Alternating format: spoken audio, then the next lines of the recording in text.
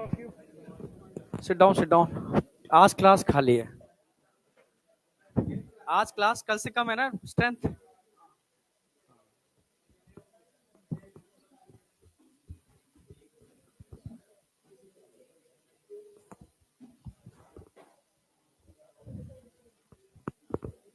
चलो स्टार्ट करते हैं और खत्म भी करते हैं।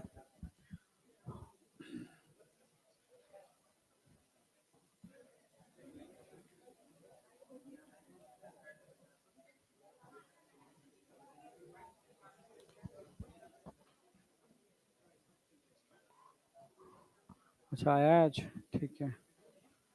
ए इधर इधर तो पगला जाते हैं, मोबाइल हाथ में आती है बिल्कुल शुद्ध बुद्ध सब भूल जाती है ना।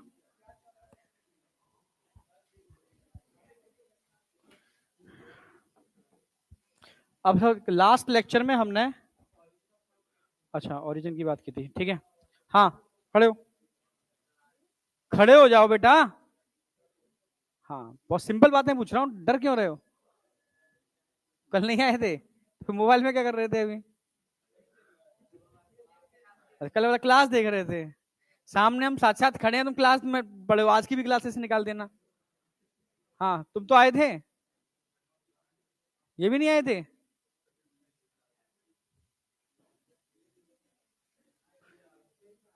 चलो ठीक है, फटाफट आओ स्टार्ट करते हैं। सबसे पहले हमने बात की थी ओरिजिन ऑफ यूनिवर्स, फटाफट बोलो। ओरिजिन ऑफ अर्थ, अर्थ। हाँ पहले सुना करो फिर response. 4.5 million year ago, billion year ago. ऐसी origin of life 4 billion.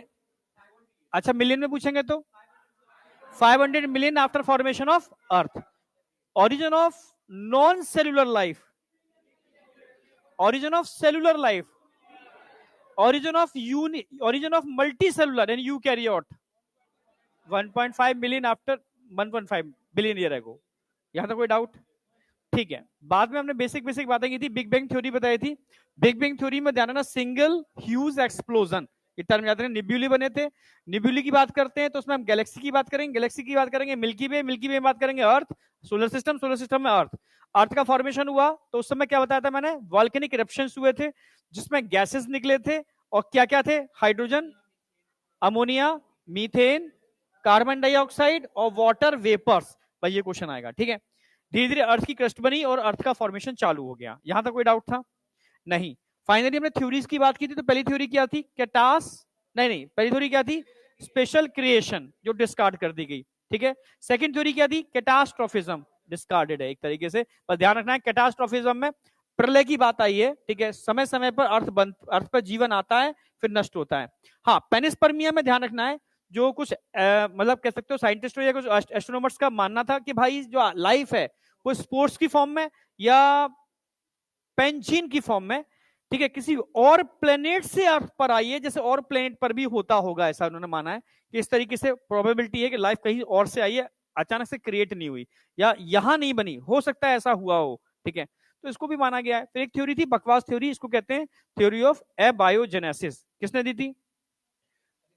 Aristotle ने दी थी, ठीक है। किसने इसका सपोर्ट किया था? किसने इसको डिस्कार्ड किया? नहीं उठा लूंगा, किसने इसको डिस्कार्ड किया? Lewis pasture. क्लियर है? और भी थे, स्पेलेंजानी भी थे, ठीक है, ठीक है, रेडी भी थे, बट लुईस पास्चर के एक्सपेरिमेंट को हम सपोर्ट करते हैं।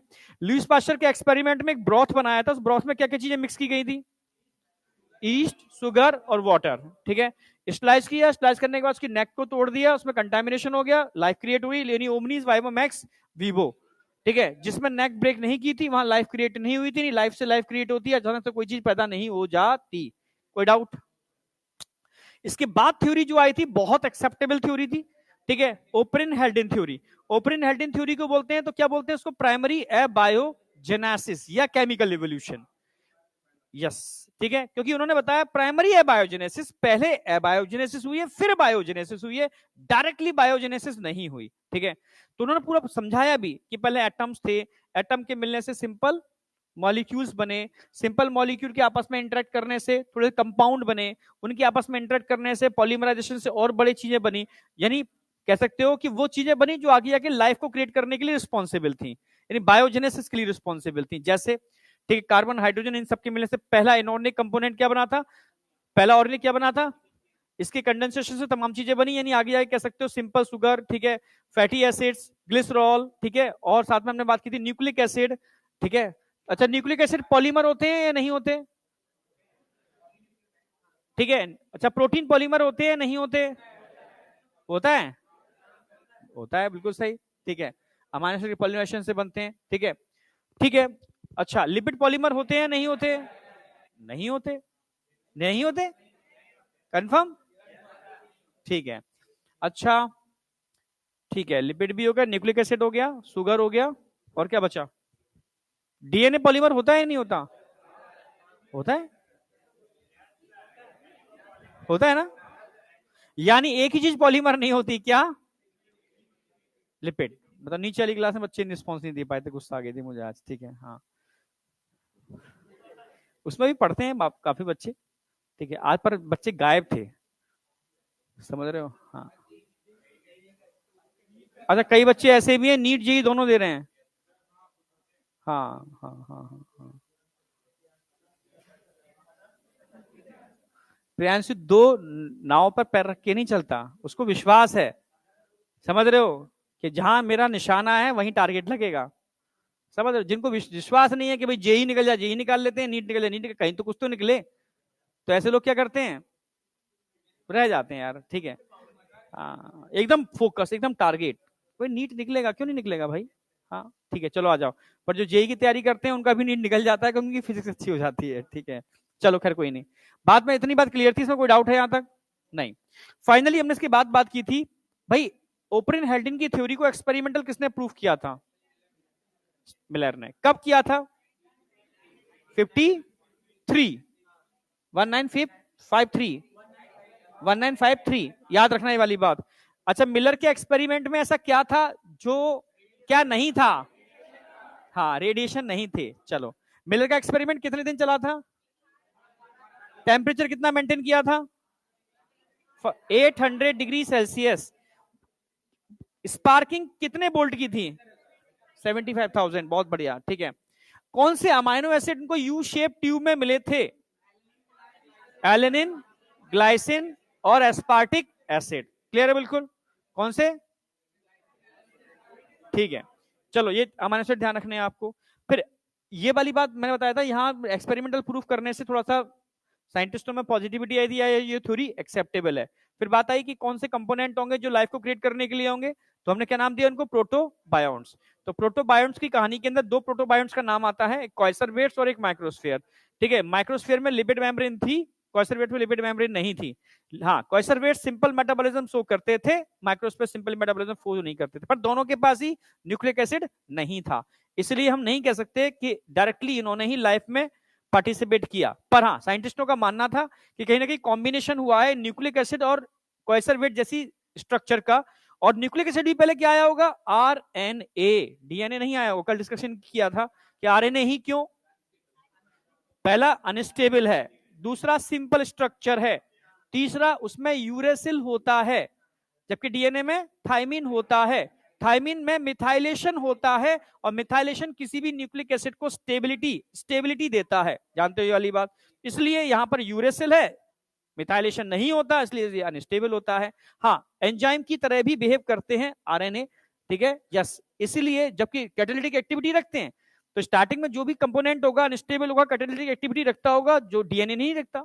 और एक साथ स्टार्टिंग में स्टेबल कंपोनेंट कभी नहीं बनता, हमेशा अनस्टेबल से स्टेबल की तरफ जाता है, और आरएनए से डीएनए बन जाता है with the help of reverse transcriptase.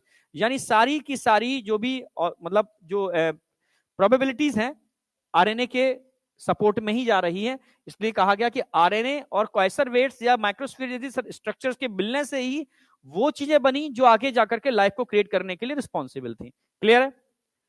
फिर हमने बात की प्रोकैरियोट के कैसे बने, तो प्रोकैरियोट के केस मैंने बताया भी था कि सबसे पहले आप कह सकते हो कीमो हेट्रो, फिर कीमो ऑटो, फिर सिंपल फोटो ऑटो, फिर सही मायने में फोटो ऑटो जो H2O का यूज किए, क्लियर है बिल्कुल। तो अगर मैं बात करता हूं फोटो ऑटो, सही मायने में उन्होंने H2O को ब्रेक किया, H2O को ब्रेक करने से इलेक्ट्रॉन एक्साइटेड मोड में आया, ठीक है, प्रोटॉन मिलने चालू हो गए और साथ में ऑक्सीजन रिलीज हुई। यहां से ऑक्सीजन रिलीज हुई। जैसे ही एटमॉस्फेयर में ऑक्सीजन आई, इस ऑक्सीजन ने सबसे पहला काम क्या किया भाई, मीथेन को रिप्लेस किया कार्बन डाइऑक्साइड में। और दूसरा क्या काम किया इसने, अमोनिया को रिप्लेस किया नाइट्रोजन में। क्लियर है? अब वापस आपस में इंटरेक्ट करके ओजोन का फॉर्मेशन किया, और ओजोन के बनते ही पूरा अर्थ प्रोटेक्ट हो गई डिफरेंट टाइप के रेडिएशन से, और यहां से गाड़ी चल पड़ी। मतलब इवोल्यूशन थोड़ा फास्ट हुआ। आई या नहीं आई? कल इतना ही कराया था। ठीक है, कल मैंने एक वो नहीं कराया था, यू कैरियोट उस सेल का, ओरिजिन ऑफ यू कैरियोट सेल, ये नहीं कराया था ना कल मैंने। अच्छा, ड्रग वाले के अंदर मैं सैटरडे को क्लास लगा रहा हूं सुबह 8 बजे। 8 से मैक्स टू मैक्स 10 होगा, पर वो 10:30 9:30 पे ही खत्म हो जाएगा। पर 10 मान लो, 15-20 मिनट मैं भी हो सकता है लेट आ जाऊं। ठीक है, हाँ, क्योंकि सब सूट के साथ लेकर के आऊँ, सारा सामान लेकर के आऊंगा यहीं पर ही। ठीक है, तो मान को 10 बजे से 2 बजे तक आप रिवीजन करोगे एक बार पूरा का पूरा? नहीं करोगे? और बढ़ा रहे हैं? देखो, 8 का साढ़े 8 बोल गया, 8:30, 8:30 मान लो। 8:30 ठीक है ना? हाँ, 8:30 मान लो। दिमाग में 8 लेके चलो, तब 8:30 पे सब आएंगे। ठीक है, हाँ, 8:30 मान लो। तो 8:30 से 10 बजे तक मैं करा दूंगा। 1.5 घंटे का है ड्रग्स और वो HIV का जो पार्ट बचा हुआ है, लाइफ साइकिल। उसके बाद आप रिवीजन कर लेना। किसी को डाउट पूछने हैं, डाउट पूछ लेना। ठीक है, मैं रुकूंगा यहाँ पर तसल्ली से। ठीक है, और फिर तुम बढ़िया तरीके से टेस्ट दे लेना। हाँ या ना? टेस्ट तो देने आओगे ना? तो थोड़ा पहले आ जाना, इतना ही तो अंतर कह रहा हूं मैं। हो जाएगा नहीं हो जाएगा? बस ठीक है, इतनी सी बात है। ठीक है, तो टेस्ट देने आप आ रहे हो, मैं मान के चल रहा हूँ।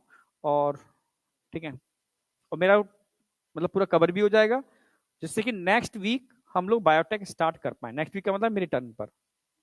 ठीक है, बायोटेक फिक्स है, एकदम एकदम फिक्स है। 4 lecture first chapter, 3 lecture second chapter, एकदम एग्जैक्ट इतने में हो जाएगा, ना कम ना ज्यादा, एकदम एग्जैक्ट, बिल्कुल बैलेंस्ड है। ठीक है, बस वही की वही याद करा देंगे, पूछ लेंगे, काम खत्म। ओके, हो सकता है उस जब मैं सेकंड उसमें आऊं तो मुझे एक संडे यूटिलाइज करना पड़े, है ना? बस इतना ही होगा, और कुछ नहीं।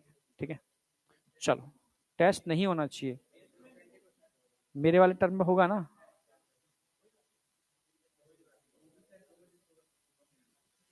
चलो देखते हैं इसका भी, चलो देखते हैं। ओरिजिन ऑफ यू कैरियोट,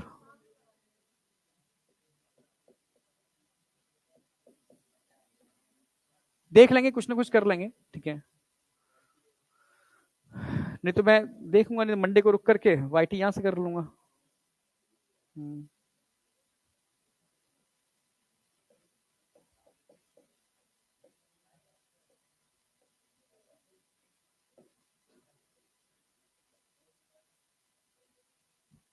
अच्छा, हाँ, आ जाओ वापस, आ यहीं आ जाओ, थोड़ा दिमाग उधर कहाँ लेके जा रहे हैं हम लोग। सबसे पहले ये कुछ एक्सीडेंटल केस हुए थे। एक्सीडेंटल केस के अंदर क्या था मतलब, एक प्रेडेटर था। प्रेडेटर समझते हो? एक एनारोबिक प्रेडेटर जो ऑक्सीजन यूज नहीं करता था, अचानक से इसके अंदर मन में आया किसी को खा जाता हूं पकड़ के, और खा गया ये। किसको खा गया? बैक्टीरिया को। जब उसने बैक्टीरिया को खाया, मतलब इंगल्फ किया, तो दोनों के बीच में एक सहमति। स्टार्टिंग में तो ध्यान रखना, इधर आ जाओ, स्टार्टिंग में धीरे धीरे न्यूक्लियर मेम्ब्रेन अपीयर हो रही है, एकदम नहीं आई थी। तो यूकैरियोटिक सेल बन रही है ना, क्रोमेटिन इसके अंदर।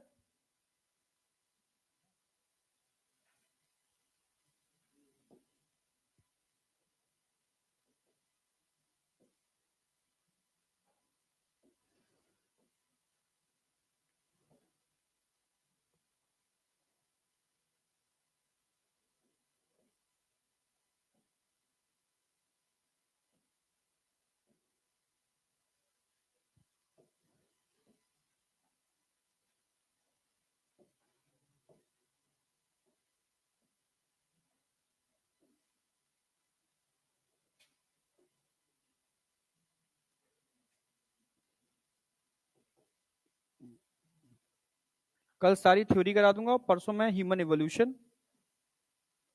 with brief account of evolution.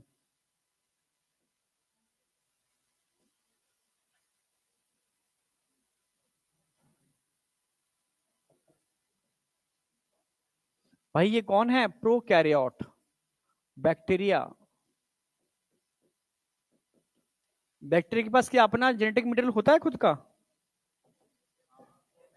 Yes, circular DNA इसके पास अपना खुद का होता है। समझना मेरी बात।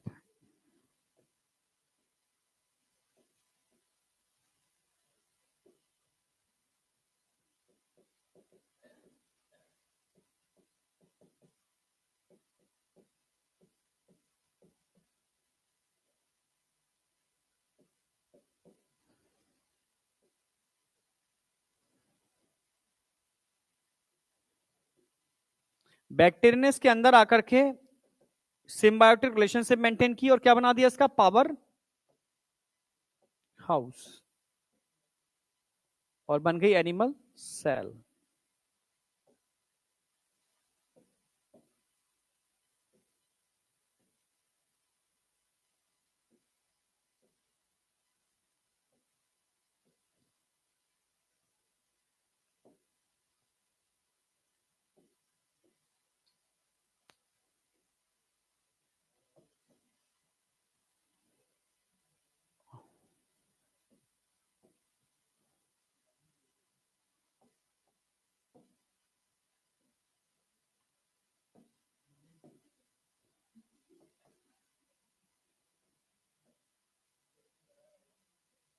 प्रियांशु,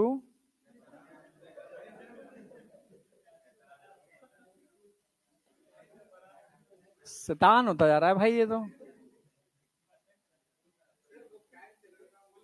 अब ध्यान रखियो, 3 महीने बचे हैं। अब तू ध्यान रखियो, 3 महीने बचे हैं, सब कचड़ा हो जाएगा नहीं तो।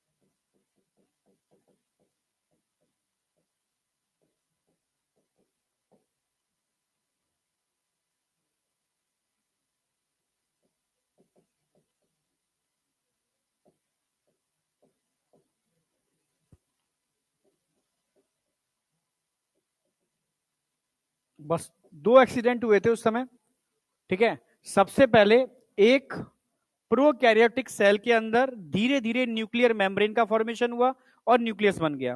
फिर धीरे से इसने, भाई एक एनारोबिक प्रेडेटर था, इसने उठा करके दूसरे प्रोकैरियोट को इंगल्फ कर लिया, एंडोसाइटोसिस कर ली, और वो बैक्टीरिया था।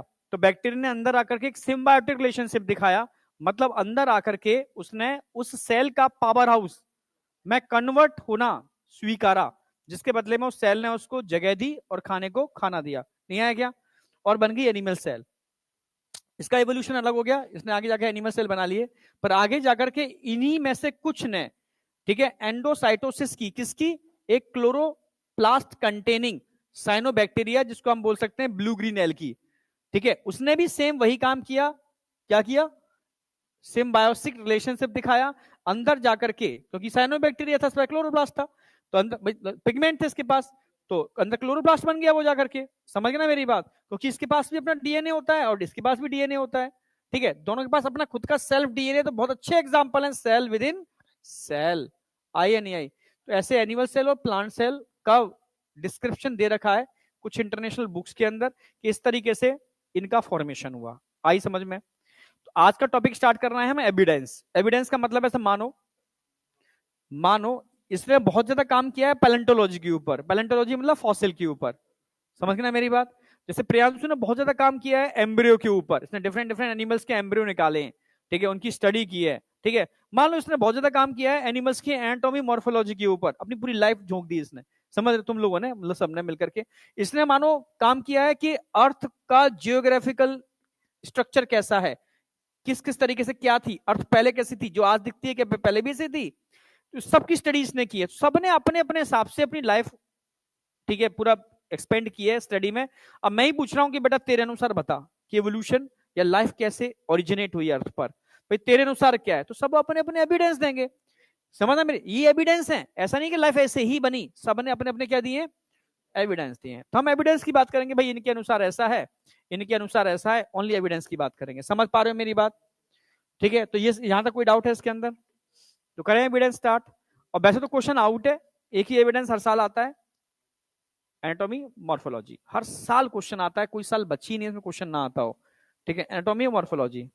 तो एक क्वेश्चन पक्का है 100%, वेरी वेरी वेरी इंपॉर्टेंट, एक क्वेश्चन आना ही आना है, वन क्वेश्चन 100%, क्योंकि हर साल आ रहा है इसके ऊपर, ठीक है। कंपैरेटिव एनाटॉमी एंड मॉर्फोलॉजी की स्टडी, इसके बेस पर जो एविडेंस दिए गए हैं उनको बहुत ज्यादा एक्सेप्ट किया है और उस पर क्वेश्चन भी बहुत आता है, ठीक है। तो करें स्टार्ट। तो सबसे पहला एविडेंस उठाएंगे हम पैलेंटोलॉजी, यानी फॉसिल की बात करेंगे यहां पर। दूसरा एविडेंस उठाएंगे हम कंपैरेटिव एनाटॉमी मॉर्फोलॉजी। तीसरा एविडेंस उठाएंगे एम्ब्रियोलॉजिकल एविडेंस, ठीक है। और चौथा उठाएंगे फिजियोलॉजी एंड बायोकेमिस्ट्री, क्योंकि लगभग सारे एनिमल्स की बायोकेमिस्ट्री देखोगे सबके अंदर सिमिलरिटी होती है। डीएनए की बात करूं तो लगभग सबके अंदर डीएनए सेम वही पैटर्न में होता है, ठीक है, हाँ समझ रहे हैं मेरी बात? सबके अंदर एंजाइम की स्टडी की बात करूं तो लगभग कॉमन एंजाइम देखने को मिल जाते हैं सारे एनिमल्स के अंदर। तो बताते हैं हम सब कहीं ना कहीं एक जगह से ओरिजिनेट हुए हैं, ये एविडेंस ये तो बता रहे हैं। हम अचानक से अवतरित नहीं हो गए, हम प्रॉपर तरीके से सिस्टमेटिक वे में इवॉल्व हुए हैं, ठीक है। और कहीं ना कहीं हम अपने अपने पुराने एंसेस्टर से सिमिलरिटी मैच करते हैं। जैसे वेस्टिजियल ऑर्गन का भी मैं किस डालूंगा इसके अंदर, ठीक है, वो भी बड़ा अच्छा एग्जांपल है कि जैसे बर्मीफॉर्म अपेंडेक्स है, मुलर टीथ है, ये सब क्या है? ये सब ये बताते हैं कि हमारा ओरिजिन कहां से हुआ, उन एनिमल से हुआ जिनमें ये फंक्शनल थे, हमारे अंदर फंक्शनल नहीं है क्योंकि यूज नहीं करते, ठीक है, यूज एंड डिसयूज ऑफ, ठीक है, हम लेमार्क की बात करेंगे अभी, हाँ, तो उसकी बात भी यहां पर हम ऐड करेंगे। तो ये सब चीजें मिला जुला करके ये बताती हैं कि हो सकता है लाइफ ऐसे आई हो, ठीक है।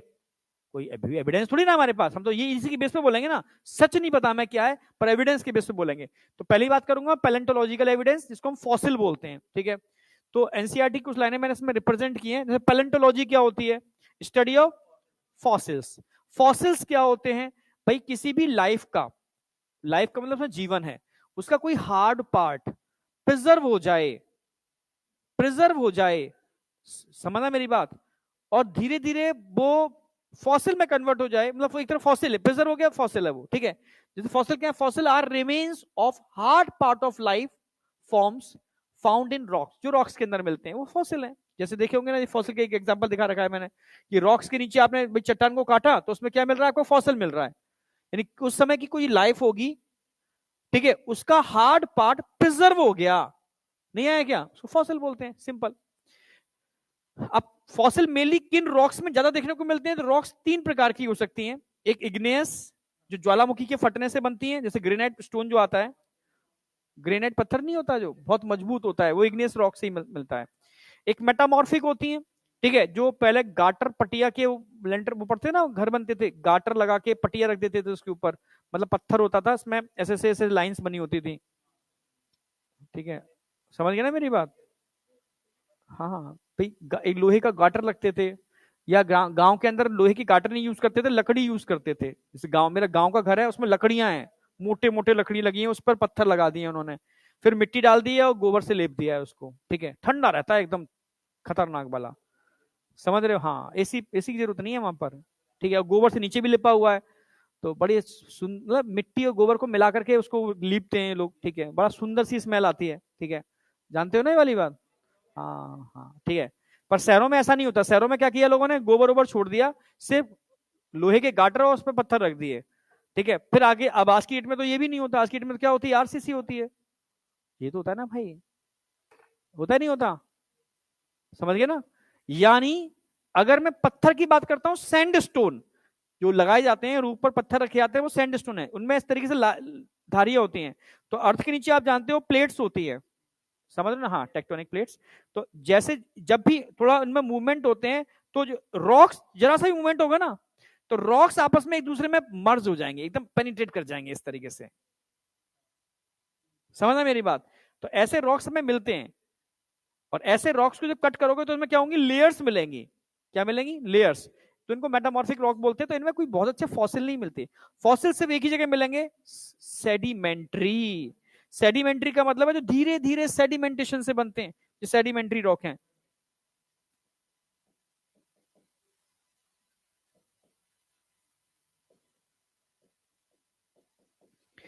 सेडिमेंट्री रॉक्स के अंदर आपको क्या देखने को मिलेंगे, फॉसिल देखने को मिलेंगे। तो फॉसिल की सबसे अच्छी स्टडी कहां होगी, sedimentary rock, rocks from sediments, जो सेडिमेंट्स की वजह से बनती है, इनके क्रॉस सेक्शन कट करके देखोगे ना, तो आपको यहां पर अर्थ क्रस्ट में इंडिकेट हो जाएंगे, arrangement of the sediments one over other during the long history.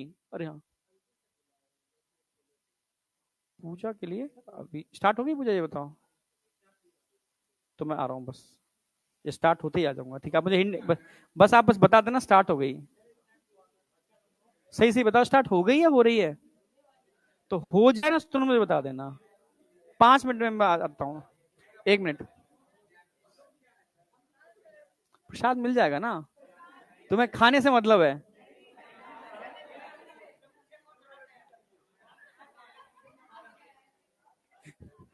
ये नाके नहीं आया है,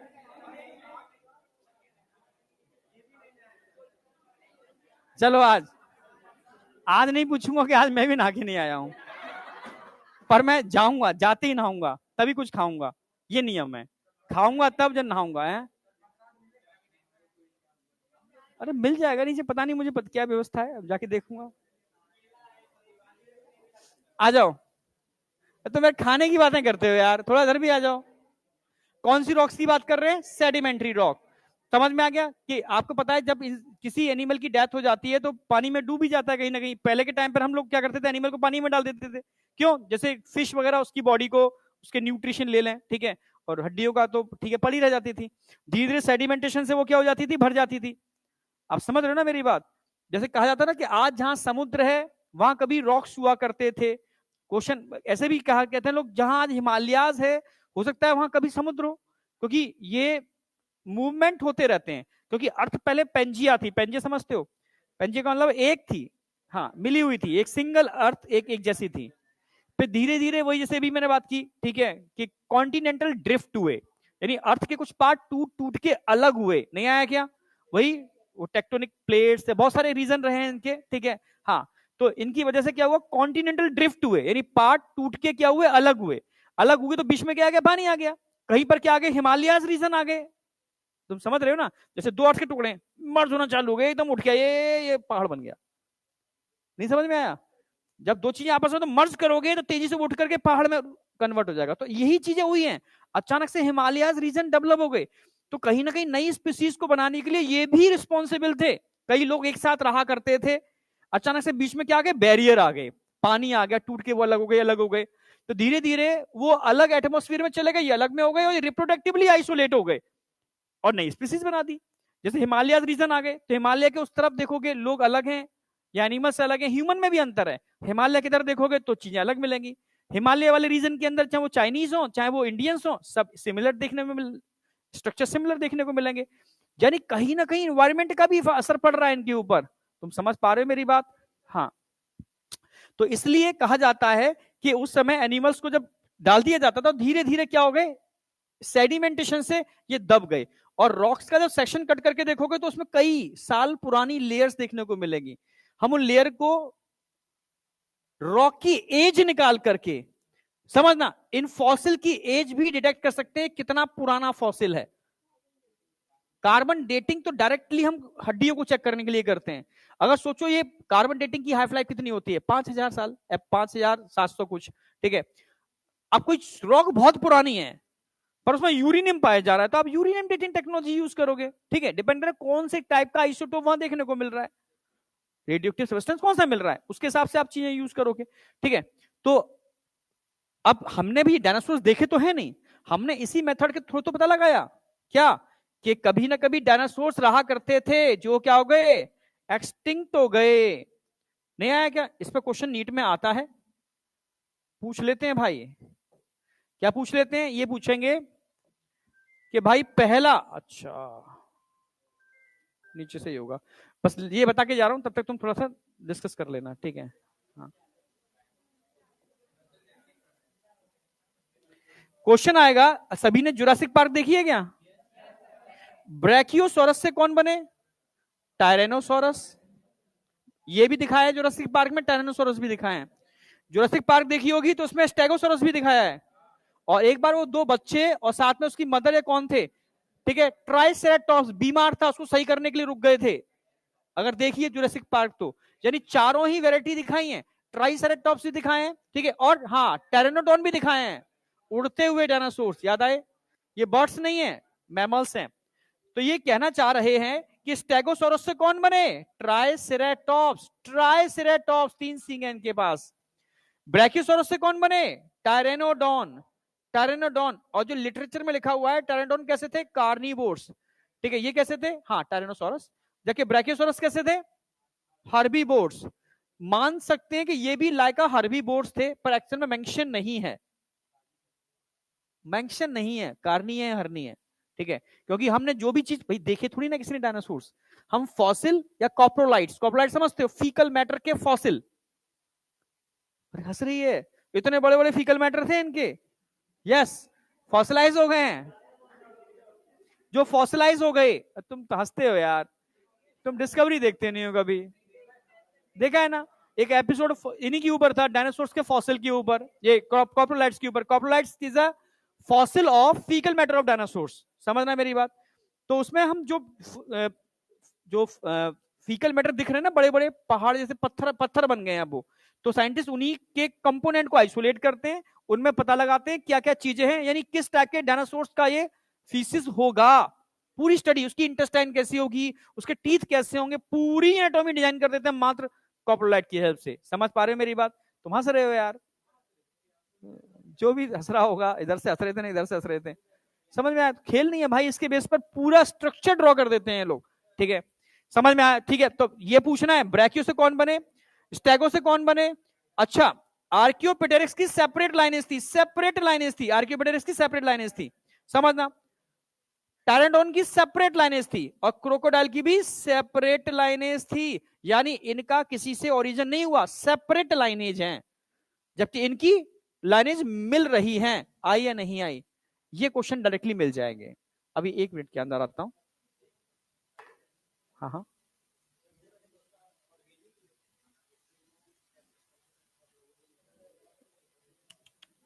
बहुत सारी चीजें फॉसिलाइज हो जाती हैं बेटा, उनमें लेयर बन गई बाहर, अंदर का चीज, मतलब फॉसिलाइज का मतलब है डिकम्पोज नहीं हुआ। मैंने कहा डिकम्पोज नहीं हो पाया, प्रिजर्व हो गया, उसकी वो स्टडी कर रहे हैं, पूरे एपिसोड है उसके ऊपर। तो अभी आया यहां तक दिमाग लगा लो।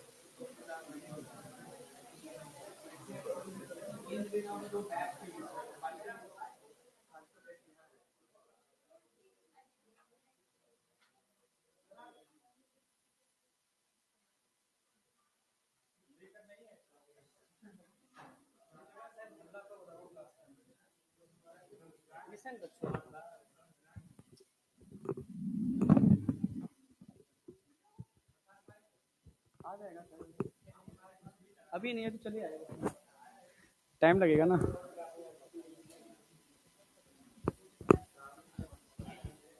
क्या हो गया? कराने जाओगे क्या? मंत्र पता नहीं, कोई था उसमें, वो नहीं थे।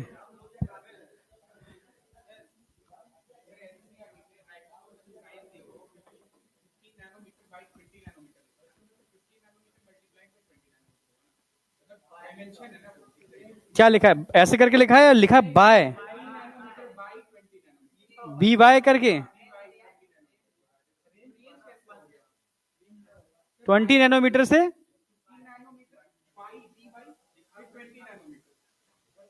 मतलब तो रेंज ही होनी चाहिए यार। हाँ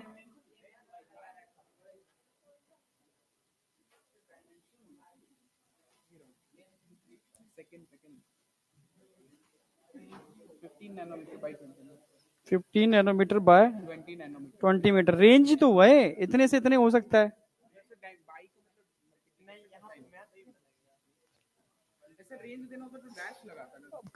एनसीईआरटी है भाई।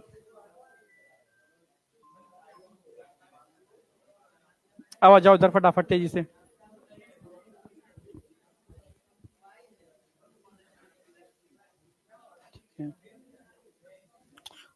करें स्टार्ट।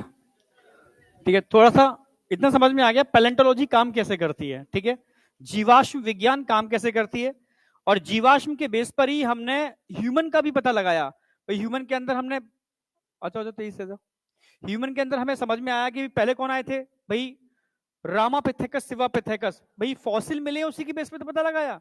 फिर बाद में कौन आए, ऑस्ट्रेलोपिथेकस, फॉसिल के बेस पे तो पता लगाया।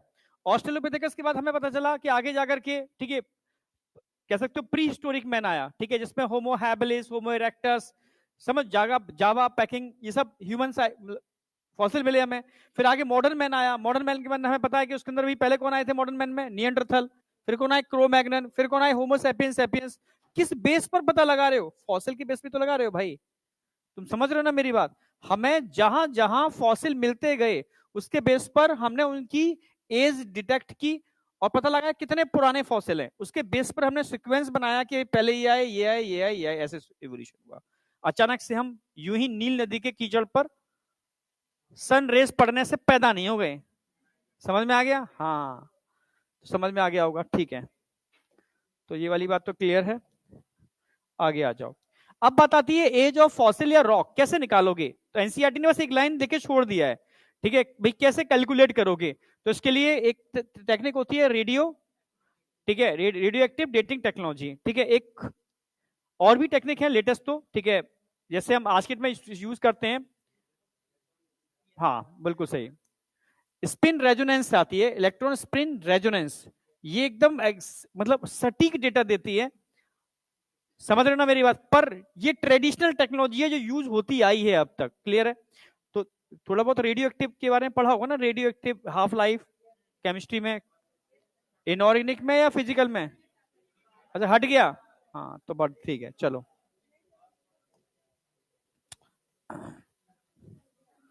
तो अगर मैं रेडियो एक्टिव डेटिंग टेक्नोलॉजी की बात करूं तो भाई इतना जानते हैं रॉक्स के अंदर रेडियो एक्टिव और नॉन रेडियो एक्टिव दोनों टाइप के सब्सटेंस होते हैं। समझना, अगर मैं कोई रेडियो एक्टिव सब्सटेंस की बात करूं, थोड़ा समझने की कोशिश करना, थोड़ा सा है। कोई रेडियो एक्टिव सब्सटेंस है, रॉक्स में मिल रहा है, रॉक्स में मिल रहा है, इसकी कोई पर्टिकुलर हाफ लाइफ भी तो होगी। यस या नो? हर किसी की हाफ लाइफ अलग अलग होती है। कार्बन की हाफ लाइफ थाउजेंड्स में होती है, यूरेनियम की हाफ लाइफ मिलियंस ईयर होती है। समझना मेरी बात, सबकी अलग अलग हाफ लाइफ होती है। एक हाफ लाइफ के बाद हमें इतना पता है कि ये दो पार्ट में टूट जाएगा, मतलब कुछ इसके अंदर रेडियो एक्टिव रह जाएंगे, कुछ नॉन रेडियो एक्टिव। ये तो पता है, बेसिक सी बात है। ठीक है, radio active and non radio active. तुम समझ पा रहे हो मेरी बात। एक हाफ लाइफ के बाद आधा पार्ट रेडियो एक्टिव रह जाएगा, आधा नॉन रेडियो एक्टिव।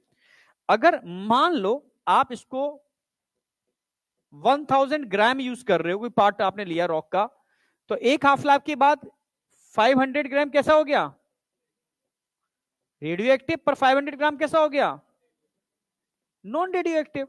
अब नॉन रेडियो एक्टिव तो आगे नहीं जाएगा, पर रेडियो एक्टिव फिर से क्या करेगा, सेकंड हाफ लाइफ में एंटर कर जाएगा। सेकंड हाफ लाइफ के अंदर क्या करेगा, ये फिर से दो आधे आधे पार्ट में डिवाइड हो जाएगा। ठीक है, अगेन हाफ लाइफ, फिर दो पार्ट में डिवाइड होगा, रेडियो एक्टिव और non radio active, radio active and non radio active. तुम समझ तो रहे हो ना। रेडियो एक्टिव की बात करते हैं तो कितना, वही 500 का फिर से आधा आधा हो गया। कितना आधा हो गया भाई, यहां हो गया 250 ग्राम, तो यहां भी क्या हो गया 250 ग्राम। तो एक हाफ लाइफ की बात ध्यान से देखोगे कि आधा क्या हो गया भाई। अगर मैं रेशियो निकालूं, समझ, ये रेशियो ही निकाला जाता है, ratio, ratio of radio active and non radio active.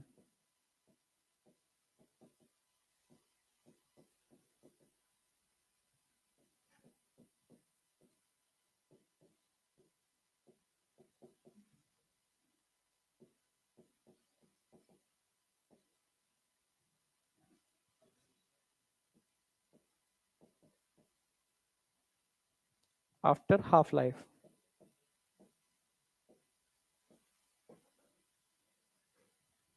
या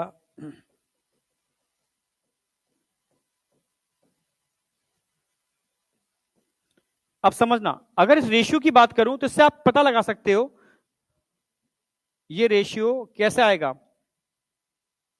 अगर 1 हाफ लाइफ की बात करूंगा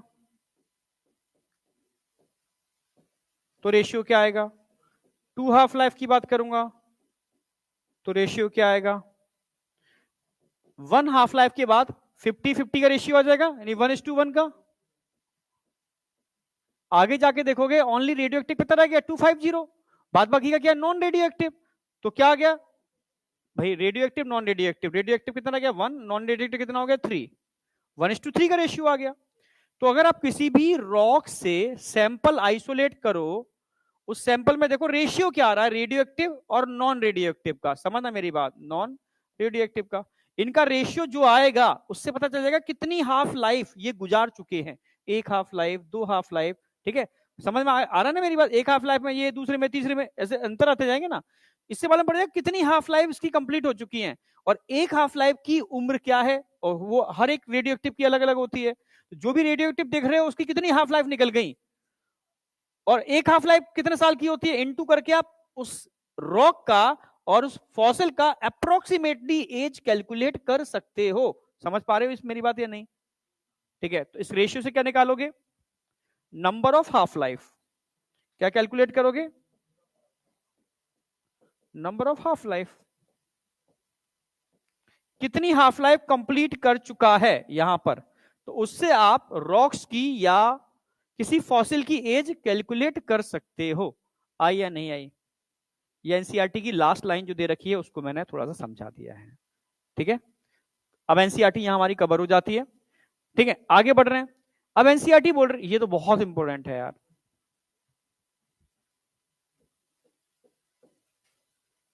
देखो क्वेश्चन तो यहीं से आता है, पर समझाना हर साल आता है। पिछले साल क्या फिक्स है, ये आउट है। हार्डी विनवर हुआ, ये हुआ, ठीक है, ये आउट है, आते ही है क्वेश्चन, समझ गए ना? क्या बेटा? हाँ वही तो, ये उसी की तो बात कर रहा, होमोलॉजी एनालॉजी। ठीक है, तो अब मैंने बताया कुछ लोगों ने होमोलॉजी एनालॉजी पे काम किया, उन्होंने पता लगाया कि इसके बेस पर कैसे इवोल्यूशन हुआ। जैसे मैं सबसे पहले बात करूंगा होमोलॉजी, होमो मतलब समान, कल पूछूंगा मैं ये वाले एग्जांपल। होमो मतलब समान, लोगी मतलब जिनकी anatomy, morphology, internal structure same है, समझना। एनालॉगी यानी जिनका इंटरनल स्ट्रक्चर सेम नहीं है, डिफरेंट है, वो एनालॉगी को रिप्रेजेंट करेंगे। तो जहां होमोलॉगी होगी वहां फंक्शन डिफरेंट होगा, जहां एनालॉगी होगी वहां फंक्शन सेम होगा। ये तो समझ में आ गया? ठीक है, तो सिंपल सी बात है, अगर मैं तुमसे कहूं, अगर मैं तुमसे कहूं ये कोई अलग स्पीसीज के मेंबर हैं, यहां दिखाते हैं, ये एक ही स्पीसीज के मेंबर किसी एक जियोग्राफिकल एरिया में रहते थे, रह रहे हैं, सबकी एनाटॉमी, मॉर्फोलॉजी, फंक्शन सब कैसे हैं, सिमिलर। पर अचानक से कुछ लोग माइग्रेट करके कहां चले गए, किसी और जियोग्राफिकल एरिया के अंदर, कुछ माइग्रेट करके किसी और जियोग्राफिकल एरिया में चले गए, समझना मेरी बात, कुछ माइग्रेट करके और किसी जियोग्राफिकल एरिया में चले गए। और ये अलग अलग टाइप की एरिया हैं, यहाँ का क्लाइमेट अलग अलग टाइप का है, यहाँ पर फूड अलग अलग टाइप के, समझना मेरी बात, सब कुछ अलग अलग है। तो जो सेम थे इस एटमॉस्फेयर में जाकर के इन्होंने इसके अकॉर्डिंग अपने को अडेप्ट कर लिया, समझना मेरी बात। अरे आई या नहीं आई? इसके अकॉर्डिंग अडेप्ट कर लिया इन्होंने, इसके अकॉर्डिंग अपने को अडेप्ट कर लिया इन्होंने, इसके अकॉर्डिंग अपने को अडेप्ट कर लिया। तो एक से कई टाइप के एनिमल बन गए। तो किस टाइप का इवोल्यूशन नजर आ रहा है, डाइवर्जेंट या कन्वर्जेंट? Divergent evolution. ठीक है, क्योंकि इनके एंसिस्टर कॉमन है, इन सबके एंसिस्टर कॉमन है, कॉमन एंसिस्ट्री को रिप्रेजेंट करता है डाइवर्जेंट इवोल्यूशन, क्योंकि एक ही जगह से ओरिजिनेट हुए हैं। अरे आ रही है नहीं आ रही है, समझ पा रहे हो ना? हाँ, तो कॉमन एंसिस्ट्री को रिप्रेजेंट करता है, डाइवर्जेंट इवोल्यूशन है, डाइवर्जेंट इवोल्यूशन है, कॉमन एंसिस्ट्री को रिप्रेजेंट करता है, बहुत लंबे समय में होने वाली प्रोसेस है, एकदम नहीं होती, सालें लगती हैं इसके अंदर चेंजेस होने के अंदर। ठीक है, सिमिलर फंक्शन, फंक्शन क्या होंगे इसमें, sorry, similar fundamental structure but different in function, function हमेशा डिफरेंट होंगे, क्यों डिफरेंट होंगे? क्योंकि सी को अकॉर्डिंग तो इन्होंने अडेप्ट किया है अपने को। भाई इन्होंने इस एटमोस्फेयर के सबने अलग अलग सिस्टम के अकॉर्डिंग अपने को अडेप्ट किया। जैसे मानो मैमल्स पानी में भी पाए जाते हैं, मैमल्स हवा में भी उड़ते हैं, मैमल्स दौड़ भी लगाते हैं, मैमल्स अपने लिम्स को किसी चीज को होल्ड करने में भी यूज करते हैं। ठीक है, बहुत प्यारा एग्जांपल यूज किया इन्होंने, 4 लिम्स ऑफ मैन, चीता, वेल, वेट। आप समझ रहे हो, सबके अपने अपने 4 लिम्स के अलग अलग फंक्शन है, पर इंटरनल स्ट्रक्चर देखो सबके एक ही हैं, सबके अंदर सेम बोन पाई जाती हैं, यानी हम सब एक ही जगह से ओरिजिनेट हुए हैं। यानी ऐसा नहीं है कि अचानक से, ठीक है, ह्यूमन अलग से बना है, लॉइन अलग से बने हैं, हम सब कहीं ना कहीं एक ही जगह से आए हैं, प्रॉपर साइंटिफिकली इवॉल्व हुए हैं। आप समझ रहे हो, क्योंकि हम सबके एंसेस्टर कॉमन है।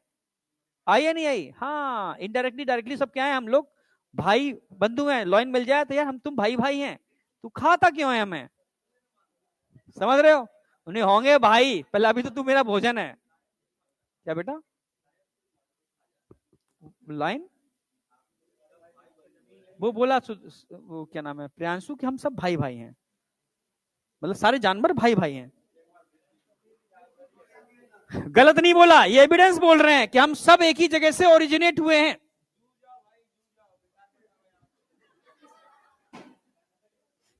आ जाओ, ठीक है, अभी समझ में आएगा, अभी तुझे समझ में आएगा, वो सही बोल रहा है। ठीक है, अभी पहला एविडेंस, एविडेंस होने, ठीक है।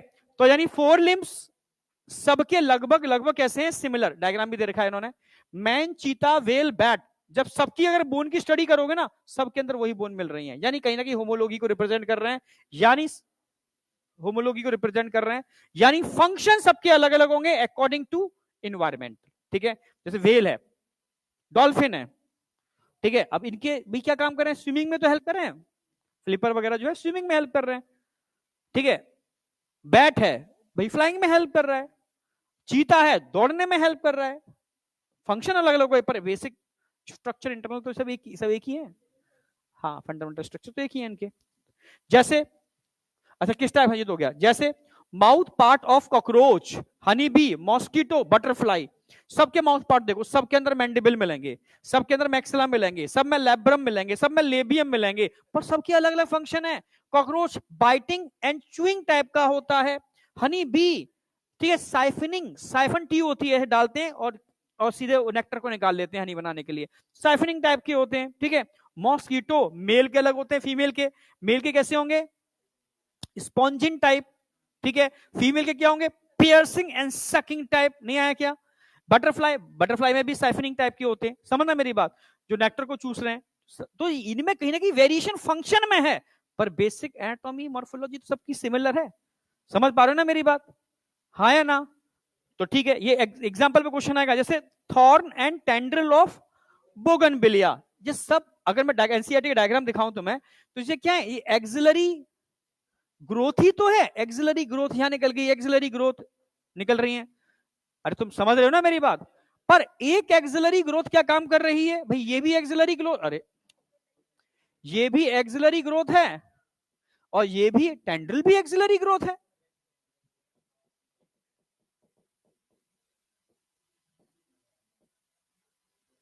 पर एक प्रोटेक्शन का काम कर रही है, सुरक्षा दे रही है, एक क्या कर रही है, सपोर्ट प्रोवाइड कराती है, बेल होती है, इसकी हेल्प से पकड़ के चढ़ जाती है ऊपर। ठीक है, एक सपोर्ट प्रोवाइड करा रही है, यानी फंक्शन अलग अलग हैं, पर दोनों की दोनों क्या है, एक्सिलरी ग्रोथ है, बड टाइप की स्ट्रक्चर है, एक्सिलरी ग्रोथ। समझ में आ गया? एक कुकरबिटा का एग्जाम्पल आ गया, एक बुगनविलिया का एग्जाम्पल आ गया। तो ये एग्जाम्पल याद हुए नहीं हुए? किसको रिप्रेजेंट करते हैं, कन्वर्जेंट या डाइवर्जेंट, होमोलॉगी या एनालॉगी, कॉमन एंसेस्टर या अलग अलग एंसेस्टर? समझ में आ गया? अब इसी का मैं उल्टा कर दूं तो एनालॉगी आ जाएगा। एनालॉगी का मतलब है अगर दो अलग अलग स्पीसीज के मेंबर हैं, भाई ये अलग रहता था, ये अलग रहता था, हमने क्या कर दिया भाई, इनको भी नोता दिया कि तुम आ जाओ, हमारे यहाँ बड़ा अच्छा एनवायरमेंट है और यहीं आके रहो। इनसे भी कहा तुम भी आ जाओ भाई, यहीं आके रहो, सेम इन्वायरमेंटल कंडीशन के अंदर, सेम इन्वायरमेंटल कंडीशन के अंदर। तुम समझ पा रहे हो मेरी बात? सेम इन्वायरमेंटल कंडीशन में हमने इनको भी बुला लिया और इनको भी बुला लिया। अरे आई नहीं आई?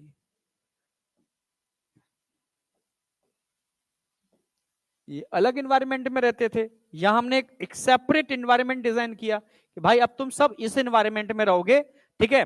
तो इन्वायरमेंट के हिसाब से, कॉमन इन्वायरमेंट के हिसाब से ये सब एक जैसे हो गए, सब एक जैसे हो गए, सिमिलरिटी दिखाने चालू कर दिए देखने में। एना समझना मेरी बात, देखने में क्या होगी, सिमिलरिटी। एनाटॉमी सिमिलर नहीं थी इनकी। जैसे बहुत कॉमन एग्जांपल मैंने ऑनलाइन में यूज किया अक्सर कर, दिल्ली का साउथ एक्स का, कि साउथ एक्स एक सेंटर था, उस सेंटर पर जब मैं था तो मतलब उस समय ड्रेस नहीं होती थी, तो बच्चा गुजरात का भी आ रहा है टॉपर, ठीक है, बिहार का भी टॉपर पहुंच रहा है, यूपी का भी टॉपर पहुंच रहा है, समझ मेरी बात, महाराष्ट्र का भी टॉपर बच्चा पहुंच रहा है वहां पर, राजस्थान का भी टॉपर बच्चा आ रहा है, और ड्रेस होती नहीं थी। तो जो बच्चा पहले दिन क्लास में आएगा तो अपनी जो रीजनल ड्रेस है, जो अपनी वहां की यूज, वो तो पहन के आएगा वो, ठीक है।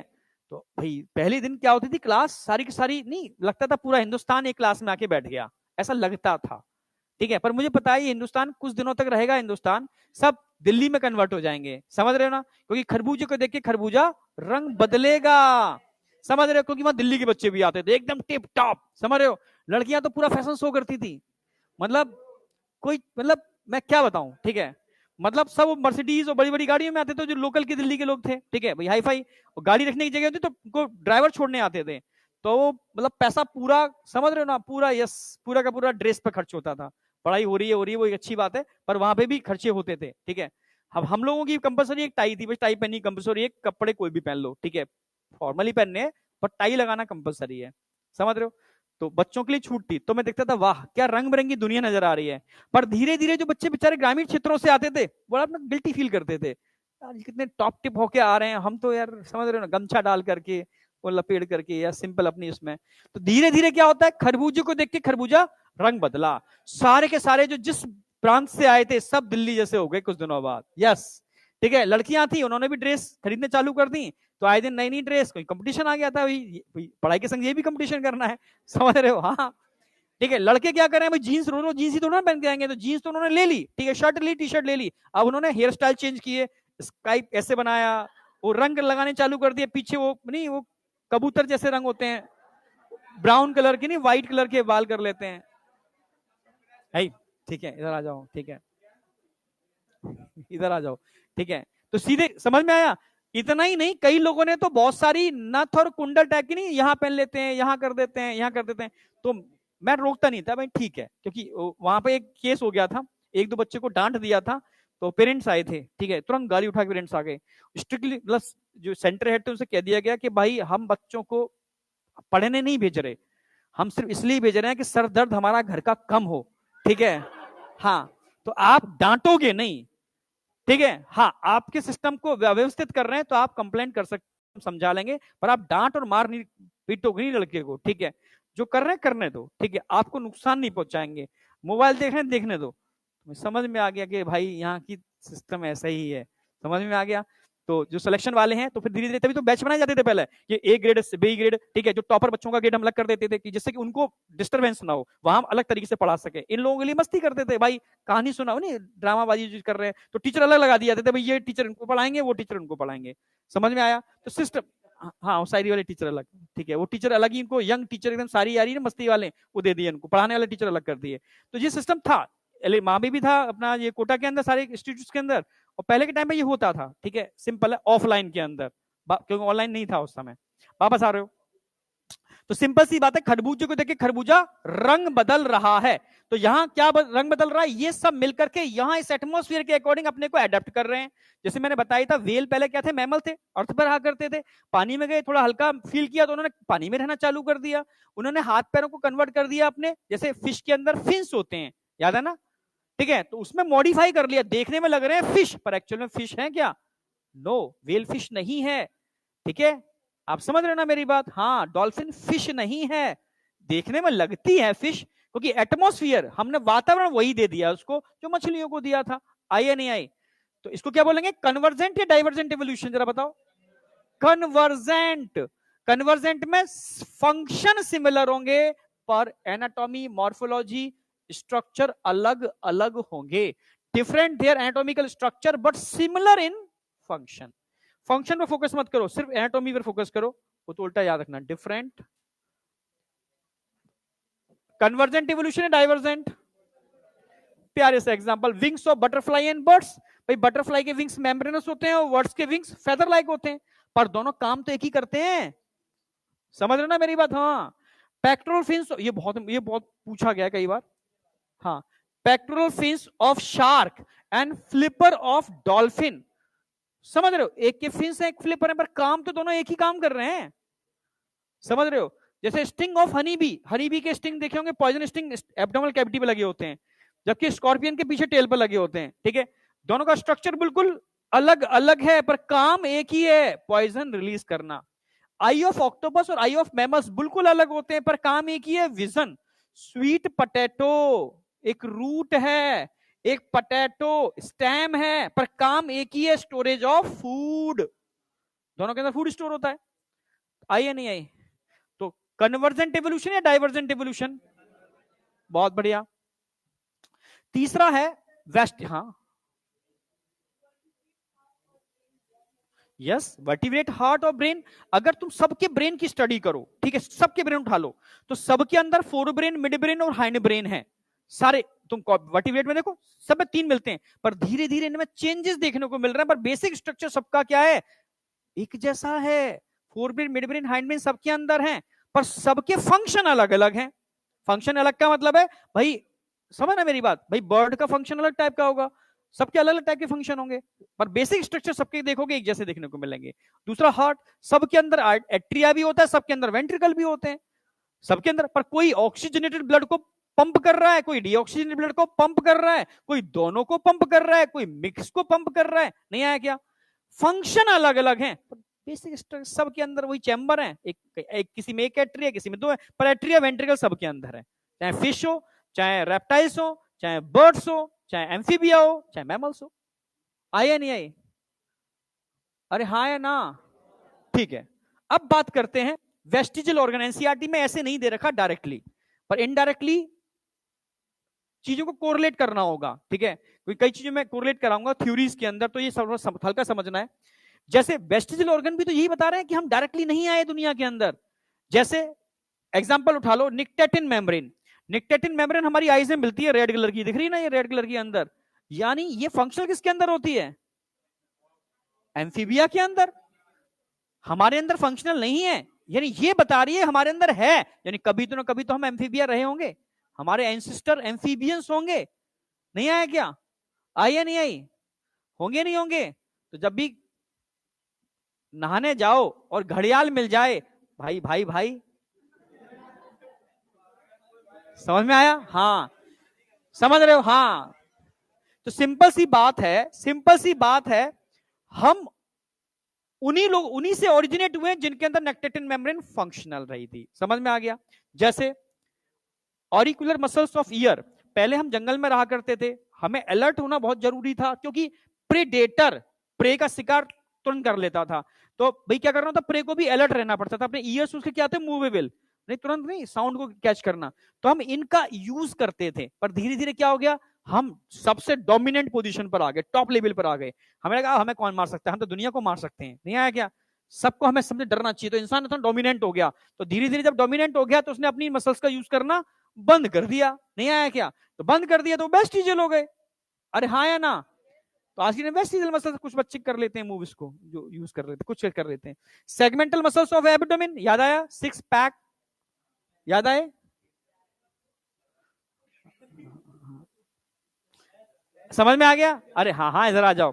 ये क्या बता रहे हैं, क्योंकि ये हमारा फीचर नहीं है, ये फीचर किसको रिप्रेजेंट करता है? जब हम टेट्रापिडल लोकोमोशन करते थे, चारों पैरों पर चलते थे, नहीं समझ में, कुत्ते की तरह, गधे की तरह, घोड़े की तरह, तो ऑर्गन को होल्ड करने के लिए क्या चाहिए थे? सेगमेंटल मसल्स चाहिए थे। नहीं आया क्या? आई या नहीं आई? तो धीरे धीरे, ठीक है, जैसे जैसे हम क्या हो गए, टेट्रापिडल लोकोमोशन से बाइपिडल लोकोमोशन करना चालू कर दिए, तो हमारे लिए क्या हो गए? वेस्टिजियल हो गए। हाँ या ना? पर होते हैं, यानी कभी ना कभी तो हम चारों पैरों पर चलते थे। नहीं आई क्या? बस सिंपल सी बात है, आज जरूरत नहीं है हमें। ठीक है, अच्छा, वर्मीफॉर्म अपेंडिक्स, ये लार्ज इंटेस्टाइन में सीकम का छोटा सा पार्ट है। ठीक है, यानी कभी ना कभी ये बहुत बड़ा हुआ करता था, पर रिड्यूस होकर छोटा सा रह गया। मतलब कभी ना कभी सिक्कम हमारी बहुत बड़ी हुआ करती थी, यानी सिक्कम बड़ी उन्हीं की होती है जो हर्बीवोर्स होते हैं, यानी कभी ना कभी हम हर्बीवोर्स थे, सेलुलोज खाते थे। सिम्बायोटिक ऑर्गेनिज्म को अपने अंदर पाल के रखते थे सेलुलोज के डाइजेशन के लिए, क्योंकि सेलुलोज को ब्रेक करने का कोई एंजाइम एनिमल्स में बनता ही नहीं है। बीटा लिंकेज को तोड़ने कोई एंजाइम बनता है? नो। ठीक है, किसी कोई भी एनिमल नहीं बनाता। तो हर से बनाने वाले दो ही हैं, या तो प्रोटोजोआ बना सकते हैं इसको या बैक्टीरिया बना सकते हैं। तो मजबूरी है एनिमल्स को पाल के रखना पड़ेगा, प्रोटोजोआ को या बैक्टीरिया को। समझ में आया? इसलिए सिक्कम चाहिए थी बहुत बड़ी। ठीक है, इसलिए हार्बीवोर्स की सिक्कम यानी गट बहुत बड़ी होती है, ओमनीवोर्स की उनसे छोटी होती है और कार्निवोर्स की और छोटी होती है। हार्बीवोर्स में सिक्कम बहुत बड़ा होता है, ओमनीवोर्स में सिक्कम वर्मीफॉर्म अपेंडिक्स की फॉर्म में रह गया छोटा सा, और कार्निवोर्स के अंदर सिक्कम होता ही नहीं है। अरे आई नहीं आई? ठीक है, ठीक है भाई। टेल बोन, कॉकैक्स या कॉक्सीजियल, याद आई भाई, सबके अंदर होती है, पर कोई काम करती है क्या? कोई काम। बैलेंस के लिए हमारे पास ब्रेन डेवलप हो गया, हमारे पास सारी बैलम डेवलप हो गया, हमारे इंटरनल ईयर हो गए, प्रोप्रियो रिसेप्टर्स हो गए, ये बैलेंसिंग करा रहे हैं। तो हमारे लिए क्या हो गया? वेस्टिजियल। पर कभी ना कभी तो फंक्शनल थी, कभी ना कभी तो हम इसे बैलेंसिंग में यूज करते थे, यानी कभी ना कभी तो हमारी टेल रही होगी, नहीं आया क्या? यानी कभी ना कहीं हम उन एनिमल से बने हैं जिनके पास टेल होती है, लाइक मंकी। समझ रहे हो? हमारे एंसेस्टर हैं। आई या नहीं आई? आई या नहीं आई? Third molar, third molar teeth, अक्कल, दाढ़, क्या तुम्हारे खाने में यूज होती है? क्योंकि अब तुम खाने के लिए नहीं जीते, तुम जीने के लिए खाते हो। पर पहले तुम सिर्फ खाने के लिए जीते थे। सुबह निकलते थे हथियार लेकर के, भाले, धनुष, बाण, जानवरों को मारते थे और खाते थे, फिर शाम को फिर सो जाते थे, फिर निकलते थे। यानी जीवन क्या था? सिर्फ खाना खाना खाना खाना। इसलिए तुम्हारा नेथा क्या था? बाहर। इसको बोलते हैं प्रोगनेथा। क्या बोलते हैं इसको? प्रोगनेथा। तो हमारे एंसेस्टर में प्रोगनेथस कंडीशन थी और हमारे अंदर क्या हो गई? ऑर्थोगनेथा। ऑर्थो मतलब जो कहां चला गया? अंदर, चिन्ह बाहर आ गई, ऑर्थोगनेथस कंडीशन। तो ह्यूमन इवोल्यूशन में पढ़ाऊंगा अभी। प्रोगनेथा से हम क्या हो गए? ऑर्थोगनेथा हो गई। तुम समझ पा रहे हो मेरी बात? ठीक है, यानी अक्कल दाढ़ अब हमारी काम नहीं करती। ठीक है, अगला आ गया निप्पल्स इन मेल। भाई मेल में निप्पल क्या कर रहे हैं? ठीक है, अगर डिस्टिंग्विश देखा जाए, ठीक है, फीमेल में, फीमेल के अंदर निप्पल का वर्क है क्योंकि उसको बेबी को क्या करना ना, फीड। पर मेल में भी निप्पल होते हैं, ठीक है, या पर फंक्शनल नहीं होते, पर होते तो हैं। यानी क्या एक्स और वाई जीन इसको बनाने के रिस्पॉन्सिबल है? नो। यानी जीन का कोई इफेक्ट नहीं पड़ रहा, क्योंकि मेल के पास तो क्या है? एक्स और वाई, पर फीमेल के पास क्या है? X x. समझ में आया? तो एक्चुअल में जीन लेवल पे नहीं है। यानी ये बता रहे हैं स्टार्टिंग में जो एनिमल बने थे उनमें मेल और फीमेल में डिस्टिंग्विश नहीं था, और एक्चुअल में एम्ब्रियोनिक स्टेज में जब एक्स और वाई यानी सेक्स क्रोमोसोम एक्सप्रेस करते हैं उससे पहले निप्पल बन जाते हैं।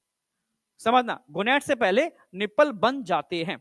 यानी हम मेल और फीमेल डिस्टिंग्विश पहले नहीं थे, एक जीव थे, कॉमन जीव थे। एक जीव से संरचना हुई है। किससे संरचना हुई है? जीव से।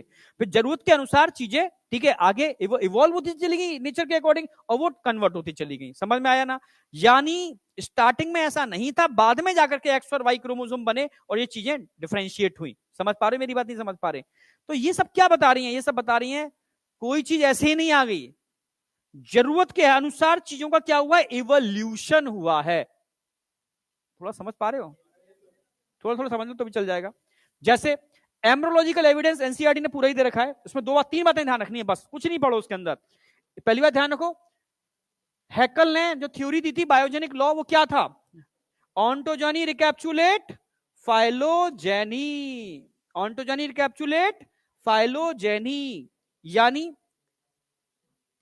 यानी एम्ब्रियोनिक भ्रूणीय अवस्था, एम्ब्रियोनिक स्टेज हर जीव की अपनी पुरानी फाइलोजेनी को रिप्रेजेंट करती है।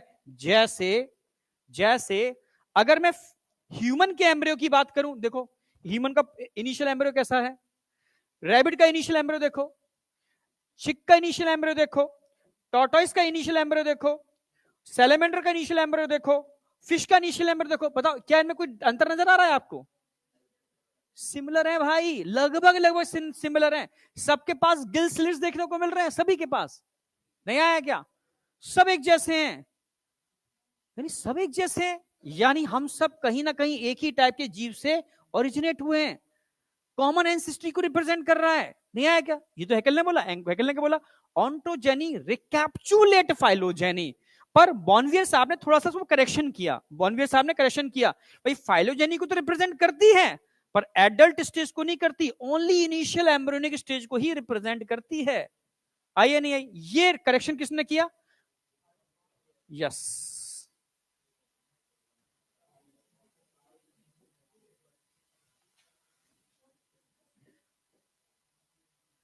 इन्होंने क्या किया? Embryos never pass through adult stage of other animal, only initial embryonic stage में ही पास करते हैं, इसके अलावा कुछ भी पढ़ने की जरूरत नहीं है, मोर देन सफिशिएंट। हैकल ने थ्योरी दी थी ओंकोजेनी रिकैप्सुलेट फाइलोजेनी, क्लियर बिल्कुल, इसको बायोजेनिक लॉ भी कहते हैं, ठीक है। बॉनवियर साहब ने तो उसमें अपडेट किया, करेक्शन किया, वो आपके सामने है। बायोजेनिक लॉ किसने दिया था? हैकल ने। उन्होंने क्या बोला? ऑन्कोजेनी डेवलपमेंट ऑफ एम्ब्रियो, रिकैप्सुलेट फाइलोजेनी, जब एम्ब्रियो डेवलप होता है तो अपने पूर्वजों की, जैसे रेप्टाइल्स पीछे की फाइलोजेनी को रिप्रेजेंट करेंगे, मैमल्स पीछे की फाइलोजेनी को रिप्रेजेंट करेंगे, बर्ड्स पीछे की फाइलोजेनी को रिप्रेजेंट करेंगे, उसको रिकैप्सुलेट करते हैं, रिप्रेजेंट करते हैं एम्ब्रियोनिक स्टेज में। इन्होंने कहा भाई तुम्हारी बात ठीक है पर आधी अधूरी है, ठीक है। एम्ब्रियोनिक स्टेज में सिर्फ वो, मतलब जब रिकैप्सुलेट करते हैं तो उसकी फाइलोजेनी को एडल्ट वाली स्टेज को रिप्रेजेंट नहीं करते, ओनली एम्ब्रियोनिक स्टेज को रिप्रेजेंट करते हैं, तब ये वाला डायग्राम दिया गया। हाँ, जैसे भाई अगर तुम चिक का एम्ब्रियो देखोगे तो अपनी पुरानी फाइलोजेनी को रिप्रेजेंट करेगा, ये अपनी पीछे की, ये अपनी पीछे की, ये अपनी सब पीछे की, समझ गए ना? हाँ। अब लास्ट में आता है evidence from physiology and biochemistry. हम सबका ब्लड काफी हद तक सिमिलर है, हाँ या ना? अपना ब्लड निकालो और एनिमल का ब्लड निकालो, उसमें भी काफी हद तक सिमिलरिटी देखने को मिलेगी, समझ रहे हो? सबके अंदर डीएनए देखोगे लगभग लगभग सिमिलर है, सब में सिमिलर है, सब में प्रोटीन्स देखो काफी हद तक सिमिलर है, कोलिजन सबके अंदर होती है, सबके अंदर ध्यान से देखना डाइजेस्टिव एंजाइम काफी हद तक सिमिलर है। अगर मैं ट्रिप्सिन की बात करूं जो हमारी स्मॉल इंटेस्टाइन में रिलीज होता है, प्रोटीन डाइजेस्टिव एंजाइम, सारे इनवर्टिब्रेट और सारे वर्टिब्रेट सब में पाया जाता है, इनवर्टिब्रेट और वर्टिब्रेट सब में पाया जाता है। अगर मैं पेप्सिन की बात करूं, सारे वर्टिब्रेट में पाया जाता है पेप्सिन, सबके अंदर डाइजेस्टिव एंजाइम है, यानी कहीं ना कहीं हम सब एक जैसे ही तो हैं, किसके हिसाब से? बायोकेमिस्ट्री के हिसाब से। आई या नहीं आई? ये इन्होंने कहा, सबने अपने अपने एविडेंस दिए, ये बताया कि हम ऐसे ही नहीं आगे, समझ रहे हो? तो मैं दो एग्जांपल यूज करता हूं, एक बार पूछा गया क्वेश्चन, इसलिए एक तो ट्रिप्सिन का यूज करता हूं मैं हमेशा,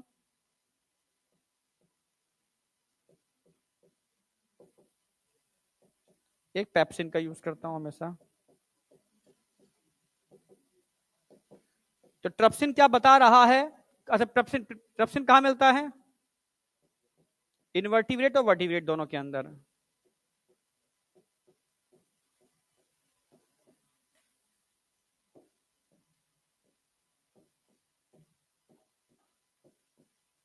और पेप्सिन कहां मिलता है? अरे पेप्सिन कहां मिलता है? सारे के सारे वर्टिब्रेट में, ऑल वर्टिब्रेट।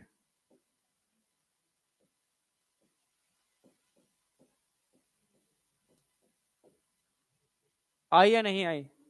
कॉमन एंसेस्ट्री, सब क्या बता रहे हैं? कॉमन एंसेस्ट्री को रिप्रेजेंट कर रहे हैं, ठीक है। चलो एक बात तो खत्म हो गई हमारी एविडेंस की, ठीक है। एनसीईआरटी में थोड़ी चीजें आगे पीछे दे रखी है, मैंने उनको एक साथ अरेंज किया है, पर एनसीईआरटी पूरी कवर्ड है आपकी, ठीक है। जैसे चीजें थोड़ा समझ में आए, एडेप्टिव रेडिएशन आगे था, इन्होंने डार्विन पहले डाल दिए थे थोड़े से, फिर थोड़े से आगे उसमें डाल दिए थ्योरी में, मैंने डार्विन साहब को एक जगह इकट्ठा कर दिया है, समझ में आ गया थ्योरीज के अंदर। अब एडेप्टिव रेडिएशन देख लो, एक क्वेश्चन यहां से ही बन जाता है, एडेप्टिव रेडिएशन है क्या? नाम जोड़ा हुआ एडेप्टिव रेडिएशन का मतलब है एक से कई टाइप की स्पीसीज बन जाना, रेडिएट होना, समझना, समझने की कोशिश करना। अगर मैं एडेप्टिव रेडिएशन की बात करता हूं तो एडेप्टिव रेडिएशन क्या? एक ही स्पीसीज से ढेर सारी स्पीसीज का रेडिएट होना, लाइक अ रेडिएशन, समझना। जो कॉमन एंसेस्ट्री को बता रहे हैं, डाइवर्जेंट एवोल्यूशन को बता रहे हैं, किसको बता रहे हैं? कन्वर्जेंट या डाइवर्जेंट? पर एक्चुअल में क्या मैं इसको डाइवर्जेंट एवोल्यूशन बोल सकता हूं? नहीं बोल सकता। अगर बोल सकता तो मैं इसको अलग से क्यों रिप्रेजेंट करता? कुछ तो अंतर है एडेप्टिव रेडिएशन में और डाइवर्जेंट इवोल्यूशन में, पर है एक तरीके से डाइवर्जेंट इवोल्यूशन, कन्वर्जेंट तो है नहीं ना, डाइवर्जेंट इवोल्यूशन है। पर छोटे से ऐसे अंतर हैं जो तुम्हारे एनसीईआरटी लेवल पर नहीं है, पर मैं तुम्हें बता देता हूं, बस एनसीईआरटी में इतनी बातें नहीं बोली, ठीक है। अगर मैं एडेप्टिव रेडिएशन की बात करता हूं तो adaptive radiation due to adaptation, formation of new species, पर एडेप्टिव रेडिएशन में जरूरी नहीं है नई स्पीसीज बने ही, यहां मॉर्फोलॉजिकल चेंजेस हो सकते हैं। समझना मेरी बात, मॉर्फोलॉजिकल चेंजेस हो सकते हैं ड्यू टू एडेप्टेशन। जैसे डार्विन की फिंचेस, उनकी बीक में अंतर आया था, it is example of adaptive radiation due to adaptation. ये बहुत शॉर्ट ड्यूरेशन में होने वाले चेंजेस हैं। जबकि डाइवर्जेंट इवोल्यूशन जो एक नई स्पीसीज को रिप्रेजेंट करता है, उसमें लॉन्ग टाइम में बहुत लंबा समय लगता है, सोना नहीं है। तुम सब टीका लगा के आ रहे हो, नीचे लगा के आए हो घर से लगा के आए हो? अच्छा तो ठीक है, इतना प्रभाव पड़ रहा है टीके का, तुझे नींद आ रही है, सोच आ रही है ना, आ रही है ना, ना उसको पीछे तेरे बगल में। अब सोई ना तब बताऊंगा मैं तुझे, ठीक है चलो। हाँ अब आ जाओ, समझ मैं कुछ चीजें ऐसी है ना समझने पड़ती हैं। एवोल्यूशन ऐसा नहीं है, मतलब वो थोड़ा थॉट प्रोसेस पे जाएगा, समझना होगा। कहानी भी है, पर ऐसी कहानी जिसमें तुम्हें समझना होगा, समझ रहे ना, मतलब बैक में हिस्ट्री, मतलब बैक में भी जाना होगा, तुम्हें फील करना होगा, अच्छा ऐसा हो रहा था, ऐसे बने हम। समझ में आया ना, वो चीज समझ, वो समझनी होगी। तो एडेप्टिव में कह रहा हूं, एडेप्टिव रेडिएशन, ये कि लिखा नहीं है। अगर मैं तुमसे पूछूं कि भाई एडेप्टिव रेडिएशन और डाइवर्जेंट इवोल्यूशन सेम है या अलग है, तो आप बोलोगे सर सेम ही तो है, क्योंकि यहां भी डाइवर्जेंट इवोल्यूशन लिख रखा है। तो मैंने कहा मैं पूछूंगा आपसे, सेम होता तो हम डाइवर्जेंट इवोल्यूशन के बाद एडेप्टिव रेडिएशन अलग से क्यों पढ़ रहे हैं? इन एग्जांपल को मैं डाइवर्जेंट इवोल्यूशन में लिखूंगा ना, डार्विन की फिंचेस, एडेप्टिव रेडिएशन में क्यों लिखूंगा भाई मैं? नहीं आई क्या? कुछ तो अंतर है, तब कुछ में ये निकल के आता है कि एडेप्टिव रेडिएशन शॉर्ट ड्यूरेशन में होने वाले चेंजेस हैं, डाइवर्जेंट इवोल्यूशन लॉन्ग ड्यूरेशन में होने वाले ऐसे चेंज जो एक नई स्पीसीज को बनाते हैं। समझ में आया? अडेप्टिव रेडिएशन में नई स्पीसीज बन भी सकती है, नहीं भी बन सकती, चेंजेस हो रहे हैं और जिसको कॉमन एंसेस्ट्री को रिप्रेजेंट कर रहे हैं और वेरिएशन ला रहे हैं शॉर्ट ड्यूरेशन में, due to adaptation, due to adaptation. जबकि डाइवर्जेंट इवोल्यूशन जियोग्राफिकल आइसोलेशन की वजह से भी हुआ है। आप समझ रहे ना मेरी बात? अचानक से कॉन्टिनेंटल ड्रिफ्ट हुए, एनिमल में डिवीजन हो गया और नई स्पीसीज का फॉर्मेशन हो गया। अरे बिल्कुल बिल्कुल, आप दे दो, कोई नहीं, अरे कोई नहीं दे दो, ये पढ़ेंगे नहीं, ये दिमाग वहीं अटका रहेगा इनका। मैं बोलूंगा इनका ध्यान, अगर लड्डू कहीं रह तो नहीं गया। टाइम 10 मिनट, 10 ही मिनट बचे हैं अभी। चुप रहो, 2 मिनट पूरा करा के छोड़ूंगा मैं। तो सुन लो पहले, लड्डू चलने दो, अब ध्यान से सुन सुन। अब अब भूल गए लड्डू में, एक लड्डू में सब भूल गए। तो भाई मैं स्टार्ट कर रहा हूं।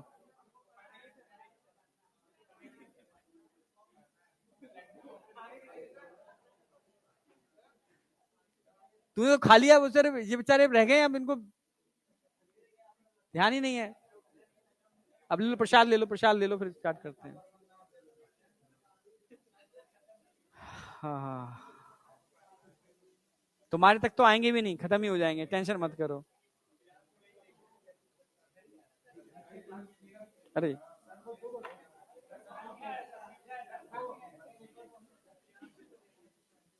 तुमने क्या समझा है अपने जैसा ना?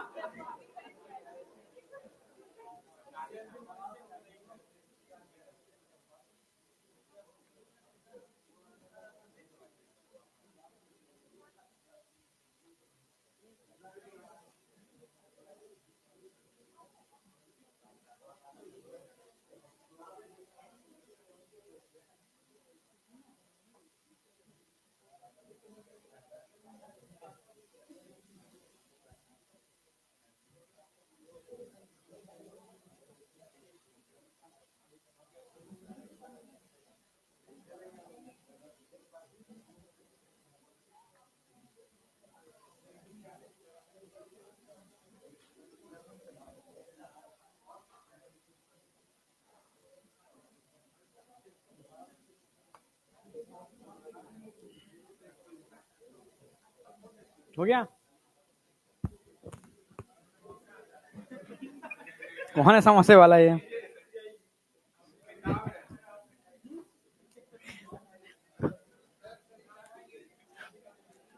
कौन है ये? कौन बोला था ये? तू बोला था?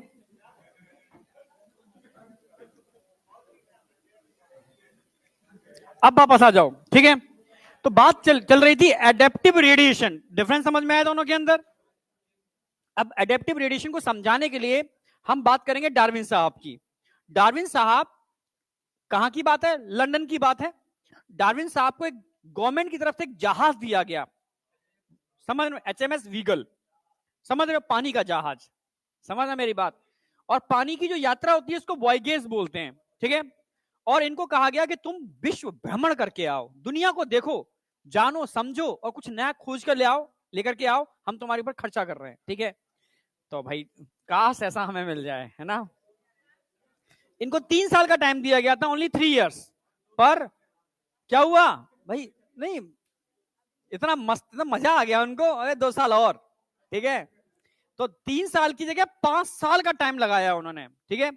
81 में स्टार्ट किया तो 86 में आके कंप्लीट किया उन्होंने। आप समझना मेरी बात, पूरी कहानी समझाता हूं मैं। जब अपनी जर्नी कर रहे थे वो, अपनी जर्नी के दौरान कब स्टार्ट की थी? 1831। और कब कंप्लीट की? 36 में। उन्होंने कुछ आइलैंड देखे। क्या देखे? आइलैंड। क्या नाम था उनका? Galapagos island. कितने आइलैंड थे? और इन आइलैंड पर एक खास टाइप की बर्ड्स देखी जिनको बोलते हैं डार्विन की फिंचेस। कितनी फिंचेस थी? 13 टाइप्स के फिंचेस थे। जहाज का नाम क्या था? HMS wiggle. कितने साल की जर्नी थी? 5 साल की। समझना, बस समझने के लिए थोड़ा दिमाग में छप जाता है बस। लंदन से इन्होंने अपनी यात्रा स्टार्ट की थी। कहां से? कब स्टार्ट की थी? 1831। कब कंप्लीट की थी? 1836। 5 साल का यात्रा ड्यूरेशन था। यहां से होते हुए सीधे कहां गए? यहां से होते हुए ये पहुंचे गैलापागो आइलैंड। कहां पहुंचे? गैलापागो आइलैंड। गैलापागो आइलैंड एक आइलैंड की सीरीज थी। क्या थी? Series of island. जिसमें कितने आइलैंड थे? छोटे छोटे आइलैंड, छोटे बड़े मिला के सब 22। इन आइलैंड पर इनको बहुत सारे क्रिएचर्स देखने को मिले, जिसमें सबसे ज्यादा इनका फेमस जो फोकस था वो फिंचेस के ऊपर था। डार्विन की फिंचेस के नाम से फेमस हुई। बर्ड्स थी जिनके अंदर बीक थी। बर्ड्स में ज्यादा मॉडिफिकेशन नहीं थे, पर बीक में बहुत ज्यादा मॉडिफिकेशन थे। जब देखा कि इन आइलैंड पे, जो मेन आइलैंड था, बड़ा आइलैंड था, वहां पर सीड बहुत ज्यादा हुआ करते थे। तो मेन जो कॉमन एंसेस्टर रहे इन सबके, वो थे सीड ईटर।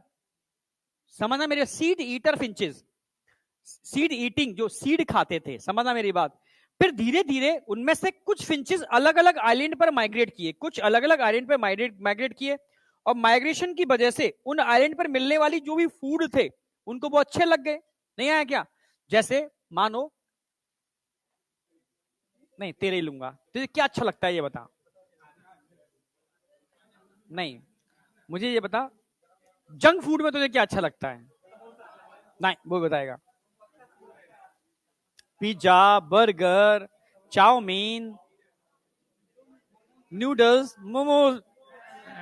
मोमोज नहीं बोलना चाहिए यार। अच्छा, एक्चुअल में आटे की खाओ या मैदा की खाओ कोई दिक्कत नहीं है। दिक्कत है जो लाल चटनी आती है ना उसकी, तो फिर मोमोज बेकार होते हैं। चलो तो मोमोज ही मान लो, ठीक है। अब प्रियांशु को कभी हम ले जाते हैं इसके घर, कभी ले जाते हैं इसके घर, कभी ले जाते हैं इसके घर। ऑप्शन में बहुत सारा खाना है, रसगुल्ले भी हैं, गाजर का गरम गरम हलवा भी है, ऑप्शन में मोमोज भी रखे हैं। तो प्रियांशु क्या उठाएगा? मोमोज। नहीं आया क्या? चीजें ऑप्शन थे पर क्या उठाएगा हमेशा? मोमोज, क्योंकि तो इसके जीभ में वो टेस्ट लग गया। ऐसे ही, ऐसा नहीं है कि ये माइग्रेट होकर वापस नहीं आ सकते थे, आ सकते थे। कुछ फिंचेस को दूसरे आइलैंड के कैक्टस बड़े अच्छे लग गए। नहीं आया क्या? उन्हें अब तुम कैक्टस ही खाएंगे, कुछ और नहीं खाएंगे, टेस्ट लग गया, ठीक है। तो उन्होंने अपनी बीक को कैक्टस के अकॉर्डिंग क्या कर लिया? मॉडिफाई कर लिया। कुछ आइलैंड पर फ्रूट्स बहुत ज्यादा थे तो उन्होंने अपनी वीक को फ्रूट्स के अकॉर्डिंग मॉडिफाई कर लिया। कुछ आइलैंड पर इंसेक्ट बहुत ज्यादा थे, समझना, तो उन्होंने डायरेक्टली इंसेक्ट को खाना चालू कर दिया, उनको अच्छा लगा तो इंसेक्ट ईटर बन गए। आप समझना मेरी बात, समझ पा रहे हो ना मेरी बात। जबकि कॉमन एंसेस्टर कौन थे? सीड ईटिंग, सीड ईटिंग जो बर्ड थे वो कॉमन एंसेस्टर थे। तो यहां से क्या हुआ? वेराइटीज ऑफ बर्ड्स बन गए। थोड़ा मैं समझा रहा हूं आपको। इस आइलैंड पर हमें क्या देखने को मिले? वैराइटीज ऑफ बर्ड्स, समझना मेरी बात, जिनकी बीक में हमें डिफरेंस देखने को मिल रहा था। समझना, कुछ कैक्टस ईटर थे, कुछ सीड ईटर थे, कुछ इंसेक्ट ईटर थे, कुछ फ्रूट ईटर थे। जो सीड ईटिंग बर्ड्स थे, it is a common ancestor, common ancestor थे। समझना मेरी बात।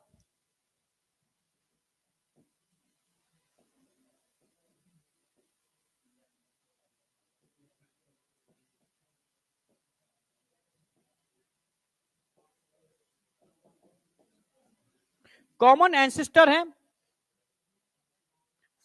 Of all birds. कौन थे? सीड ईटर जितने भी थे वो कॉमन एंसेस्टर थे।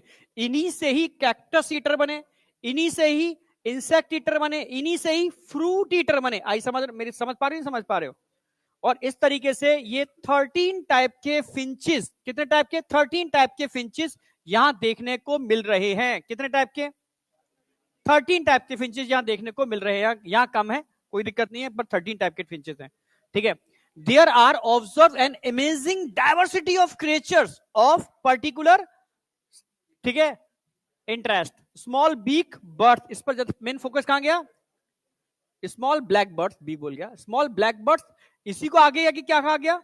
डार्विन फिंचेस, क्योंकि फेमस हुए, क्योंकि इन्होंने बहुत सारी चीजें एक्सप्लेन की है इसके बेस पर, जो मैं आगे जाकर डार्विन की थ्योरी में एक्सप्लेन करने वाला हूं। अभी फिंचेस समझ लो, ठीक है।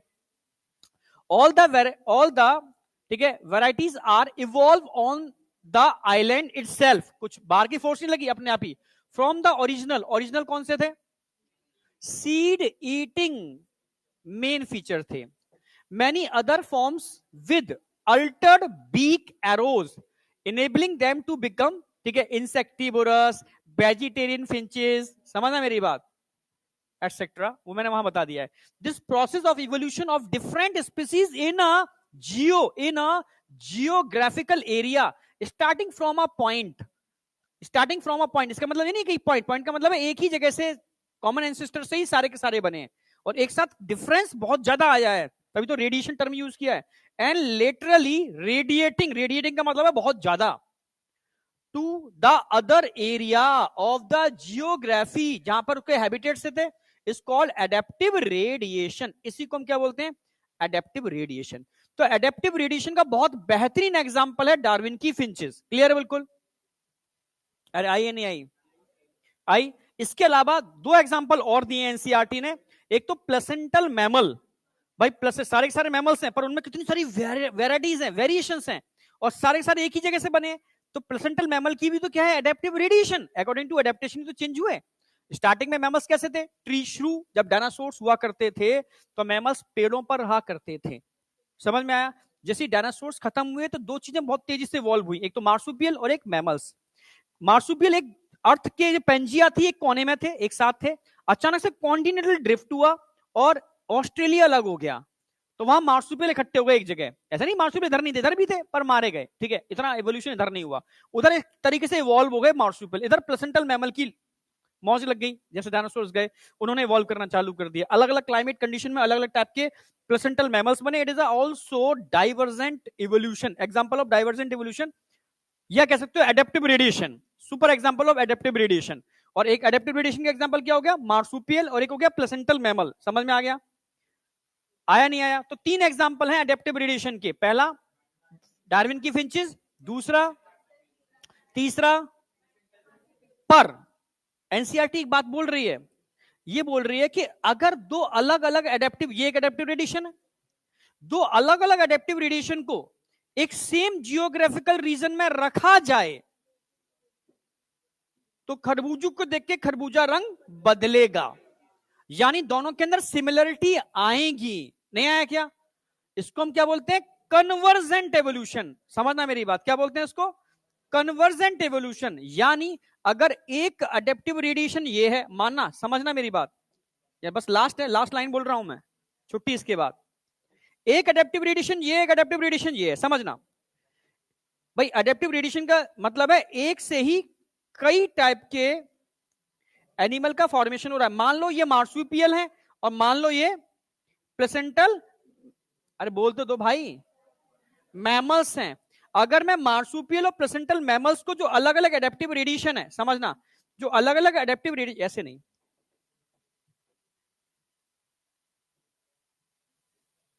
समझने की कोशिश करना, तुम समझ तो रहे ना मेरी बात।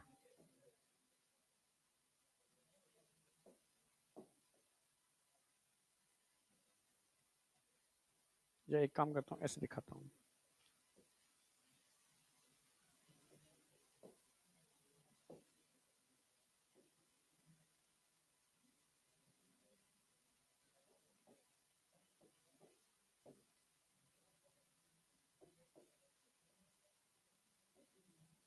समझ रहे हो मेरी बात भाई? एक एडेप्टिव रेडिएशन ये है,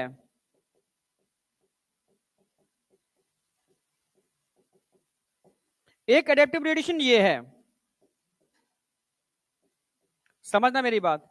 ये एक एडेप्टिव रेडिएशन है, एक वो एडेप्टिव रेडिएशन है जब दो अलग अलग एडेप्टिव रेडिएशन को मैं उठा करके एक ही जियोग्राफिकल एरिया में, एक ही जियोग्राफिकल एरिया में ट्रांसफर कर दूं, तो क्या दोनों के अंदर सिमिलरिटी आनी चालू हो जाएंगी। तो कैसा एवोल्यूशन होगा ये?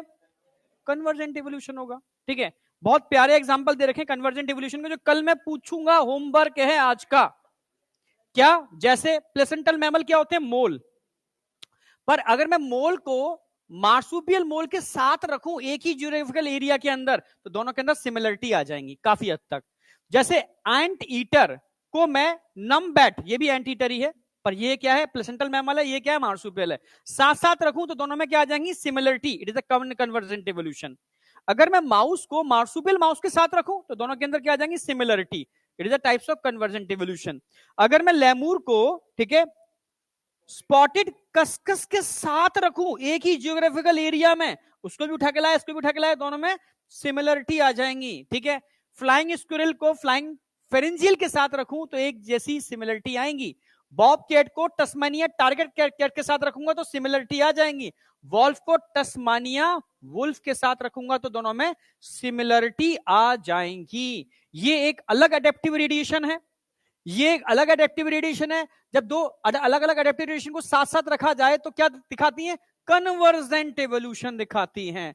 आई या नहीं आई? आ गई? तो बस इतना ही है। ठीक है, कल मैं थ्योरी स्टार्ट करूंगा। ठीक है, और थ्योरी में कल कंप्लीट भी करानी है, टारगेट पूरी थ्योरी का है। समझ गए ना मेरी बात? जिसमें लैमार्क, डार्विन, मॉडर्न थ्योरी में म्यूटेशन थ्योरी आ जाएगी। ठीक है, लेमार्क, डार्विन, म्यूटेशन, फिर मॉडर्न थ्योरी आएगी जिसमें हार्डी विनवर इक्वेशन आएगा। तो हार्डी विनवर नहीं भी हो पाए कोई दिक्कत नहीं है। ठीक है, पर मॉडर्न थ्योरी तक हम कल करा देंगे। ठीक है, पर कोशिश करूंगा हार्डी विनवर के कोई 2-3 क्वेश्चन तुमसे करवाऊंगा मैं। जेनेटिक्स हो चुकी है तुम्हारी? झूठ मत बोलना। बेसिक तो समझ गए ना?